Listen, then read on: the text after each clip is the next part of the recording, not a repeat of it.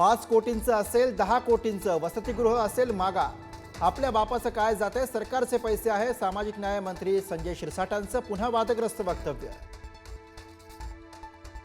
माणिकराव कोकाटेंनंतर आता नव्या कृषी मंत्र्यांच्या वक्तव्यामुळे ही वाद निर्माण होण्याची शक्यता. सरळ काम सगळे करतात, एखादं वाकडं काम करून सरळ केलं तर लोक दखल घेतात. कृषी मंत्री दत्ता भरणेंचं वक्तव्य.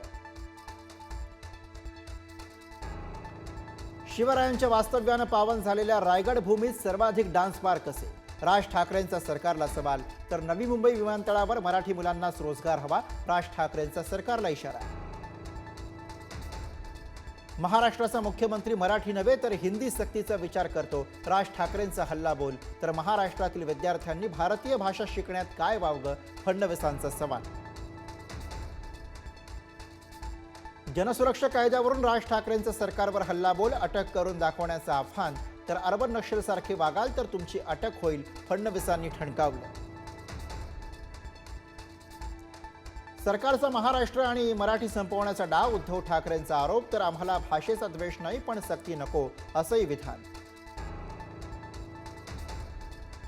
पुण्यात उद्योग आणि व्यापारात मोठ्या प्रमाणात दबाव पाहायला मिळतो. पुण्याच्या विकासात दादागिरी घुसली आहे, मुख्यमंत्री फडणवीसांचं वक्तव्य.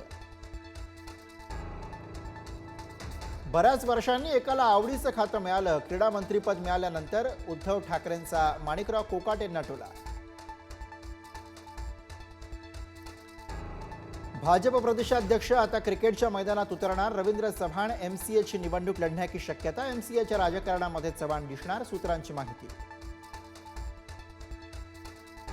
यवतमधील आक्षेपार्ह पोस्ट टाकणाऱ्या तरुणाला 5 ऑगस्टपर्यंत पोलीस कोठडी. आतापर्यंत 6 जणांवर गुन्हे दाखल.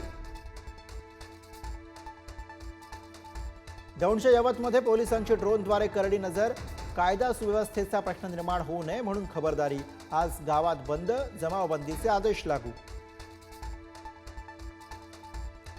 पुण्याच्या यवत राड्यानंतर शरद पवार यांचा मुख्यमंत्री फडणवीसांना फोन. सामाजिक वातावरण बिघडू नये यासाठी उपाययोजना करा, पवारांचं आवाहन. तुळजाभवानी मंदिरातील शस्त्रपूजनाची तलवार गहाळ, पुजाऱ्याचा आरोप. तर तलवार चोरीच्या केवळ अफवा, वाकोजीबुवा मठात तलवार सुरक्षित. मंदिर प्रशासनाचं स्पष्टीकरण. अमरावतीमध्ये महिला सरपंचांना ग्रामपंचायत सदस्याकडनं मारहाण. मारहाणीची घटना CCTVमध्ये कैद. कार्यालयातच फ्री स्टाईल हाणामारी. नागपुरात लुटेरी दुल्हन गजाळ. उच्च शिक्षित महिलेचं 8 पुरुषांसोबत लग्न, 2 कोटींची फसवणूक. तब्बल 1.5 वर्षांच्या शोध मोहिमेनंतर महिलेला अटक. माजी पंतप्रधानांचे नातू प्रज्वल रेवण्णांना जन्मठेपेची शिक्षा. मोलकरणीवर लैंगिक अत्याचार करणं भोवलं. बंगळुरू लोकप्रतिनिधी विशेष न्यायालयाकडनं 5 लाखांचा दंडही जाहीर. बुद्धिबळाची राणी दिव्या देशमुखचा नागपुरात नागरी सत्कार. मुख्यमंत्री देवेंद्र फडणवीस यांच्या हस्ते पार पडला सत्कार सोहळा.